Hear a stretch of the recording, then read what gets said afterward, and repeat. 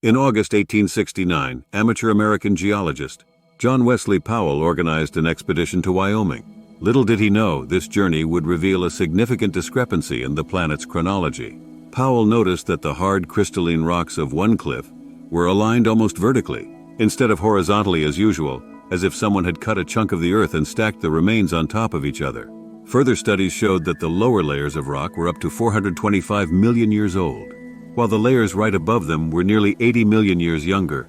There was no layer in between. Scientists still debate the origin of this phenomenon, but the most likely explanation is the Proterozoic glaciation. During this period, a thick ice crust formed on the Earth's surface, and new layers of rock began to accumulate right on top of it.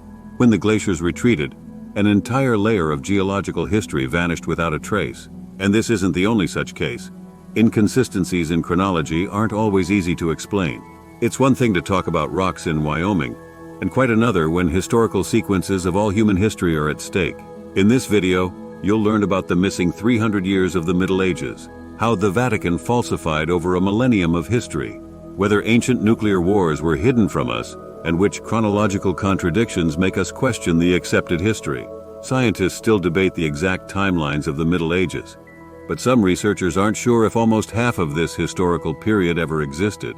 In 1991, German historian Heribert Illig uncovered an ancient conspiracy that could change our understanding of history. At the end of the first millennium AD, the Holy Roman Emperor Otto II sought to reclaim control over Italy. These territories had been seized a few decades earlier by the ancient Germanic tribe of the Lombards. Otto III was assisted by French cleric Gerber of Aurillac. Otto triumphed, and to show his gratitude he made Gerbert the new Pope Sylvester II. But what valuable service did the Pope render to the emperor? When reclaiming the territory, Otto cited his connections to the Carolingian dynasty, which ruled Europe in the 7th and 9th centuries AD. Today it's believed that this monarchy, especially one of its members, Charlemagne, had a significant impact on medieval events. Charlemagne united many separate tribes into a single state known as the Frankish Empire. Otto III claimed he was simply trying to restore historical justice. However, according to Heribert Illig, the emperor completely fabricated the Carolingian dynasty, adding 300 extra years to history, and Pope Sylvester II provided all possible support in this endeavor. Initially, this seemingly crazy theory did not gain acceptance among the scientific community, but later it garnered substantial evidence. Archaeologists have long observed a remarkable lack of findings dated precisely to the 600-900 AD period. We've discovered hundreds of artifacts created before and after this period, but artifacts from the Carolingian era can be counted on fingers, and experts still debate their dating accuracy. Moreover, historians still can't clearly explain why there are so many incredibly old buildings in Western Europe. For instance, the Basilica of San Sisto in Pisa, Italy, is considered to have been built in the early 11th century, yet it resembles pre-Romanesque structures, which were built in Europe 300 years earlier. Usually, architectural styles develop and change relatively quickly. For example, early Gothic buildings are barely comparable to the so-called flamboyant Gothic of the late period, and such drastic changes occurred within a century. So why did architectural development seem to stagnate during the early Middle Ages? Unfortunately, even historical evidence does not help resolve this contradiction. In 1986, participants at an archaeological conference in Munich, Germany, discovered that more than half of medieval documents are forgeries. For example, in the collection of the Pseudo-Isidorian Decretals, which praised the Roman bishops, it was claimed to have been written in the 6th century. However, an examination revealed the presence of pigments that could not have been used until the 9th century AD. Have we really been lied to about what happened in the Middle Ages? But don't rush to throw out your history books. After all, the evidence for Heribert Illig's theory is at best circumstantial. Documents may not be forged but rewritten much later. This often happened with medieval manuscripts, as well as with archaeological findings from the Carolingian era. Have you ever heard of the phantom time hypothesis? It suggests that about 300 years of history were fabricated. But this intriguing hypothesis faces a major problem: the history of other regions of the world. For instance, in the 7th century, the Tang dynasty flourished in China. During this dynasty, the country's culture and economy developed significantly, and China expanded its borders. Erasing this period from history is simply impossible. Despite all the flaws in Heribert Illig's theory, it has drawn attention to many other historical inconsistencies. One of the most mysterious manipulations, which seems to have influenced the fate of all Europe, was the forgery of the so-called donation of Constantine. According to legend, Emperor Constantine the Great, before falling ill with leprosy, made Christianity the main state religion. After recovering thanks to the prayers of Pope Sylvester I, he was so grateful that he handed over all power and lands to him. This story, told by Pope Stephen I to King Pepin, the Short of the Franks, was confirmed by a deed from Constantine himself. However, this document turned out to be a forgery. Thanks to this fake, the Church claimed lands for centuries, gradually subjugating much of central Italy, including Rome and its surroundings. Only in 1929, under strong public pressure, did the Vatican admit that it had used a forged document. This raises the question, are there other hidden manipulations in history? In the Vatican, there is a secret apostolic archive, accessible only to select scholars. What if it contains documentary evidence of what really happened in the Middle Ages? Perhaps it hides the secrets not only of one era, but of an entire civilization. For example, in 1829, traveler Charles Mason discovered the remains of the ancient city of Harappa in what is now Pakistan. The civilization that existed there in the 4th millennium BC had a well-developed infrastructure. Streets were laid out in a way that provided residents with running water, and they had their own pools and public baths. These discoveries showed how advanced the technologies of the Indus Valley civilization were. But why do we know so little about the people who were so ahead of their time? Perhaps their knowledge was so valuable that someone wants to keep it hidden from us even today. In 1977, researcher David Davenport discovered a 50-meter diameter crater in Harappa, where the stones inside were melted and turned into a glass-like mass. This could have happened only at very high temperatures, raising even more questions about what actually happened to this advanced civilization. These mysteries only add intrigue and make us question accepted historical facts. They open new horizons for research and force us to rethink our understanding of the past. Who knows what other secrets history holds? Imagine that thousands of years ago, events that resemble the plot of a sci-fi movie might have taken place on our planet.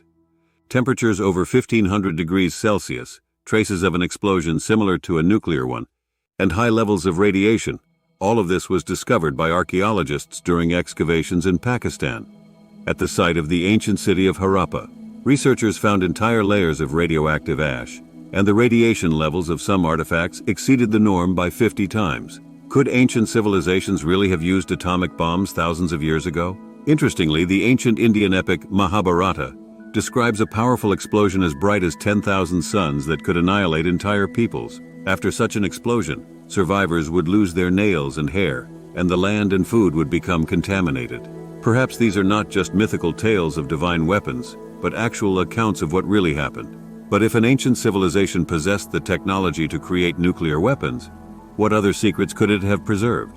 Many ancient Indian ceramic tablets with mysterious inscriptions have survived to this day. It is believed that these ancient people were quite educated. Some experts suggest that the tablets may contain descriptions of all the major inventions of the Indian civilization. However, we have not yet been able to decipher their script. The only thing we have determined is that they wrote from right to left. But perhaps someone has already managed to read these texts, and the truth turned out to be so shocking that it was decided to keep it hidden from us. There is another mystery that concerns scientists. Could we have completely overlooked the existence of an entire continent? In 1642, Dutch navigator Abel Tasman set out on a journey to find the seventh continent. He believed that a large landmass must exist in the southern hemisphere to balance the globe. Tasman thought that the recently discovered Australia was too small for this role. During his expedition, he used a map created by sailor Piri Reis in 1513. It depicted a large continent resembling Antarctica, even though Europeans only discovered it in 1820. Reis claimed that he had copied his map from an ancient document from the already destroyed Library of Alexandria. These stories make us wonder how many more unknown pages of history our planet hides. Could it be possible that ancient civilizations existed with knowledge and technologies that surpass our modern understanding? And what else can we discover by continuing our research and excavations on Earth? Now imagine that ancient maps hold even more mysteries than we could have imagined. For example, one of them, compiled in 1513 by Piri Reis, shows an unknown continent connected by an isthmus to South America. Some speculate that this could have been a cartographer's mistake, but why then was the map preserved and not recognized as erroneous? Perhaps our ancestors knew more than we think. Even well-known explorers like Abel Tasman could not find this lost continent, although he discovered New Zealand, just a few islands in the Pacific Ocean. But in 2017, an international group of geologists set off to the shores of New Caledonia to explore the ocean floor. And here's what they found: pollen from land plants and remains of primitive organisms that could not live at great depths. This means that this area was once land. They came to a sensational conclusion. About 25 million years ago, there was another continent on Earth, Zealandia. The outlines of this ancient continent can still be discerned beneath 2 kilometers of water. If only Abel Tasman had known that he was actually right. Why don't scientists make public statements about Zealandia?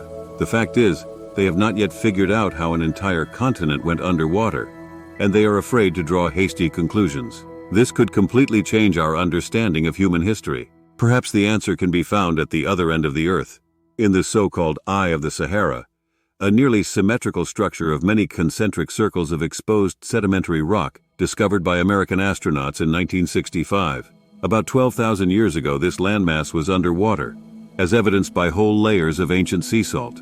From 13 to 11,000 years ago, Earth experienced a cataclysmic period. Typhoons, earthquakes, and tsunamis ravaged the planet. Could large landmasses in the Pacific Ocean have gone underwater at the same time? Easter Island with its giant heads has long puzzled archaeologists. If we imagine that this island was the peak of a mountain on the territory of the vanished Zealandia, we get a typical complex for religious pilgrimage, built by an unknown people.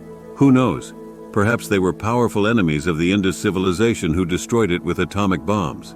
For now, all these mysteries await their solutions.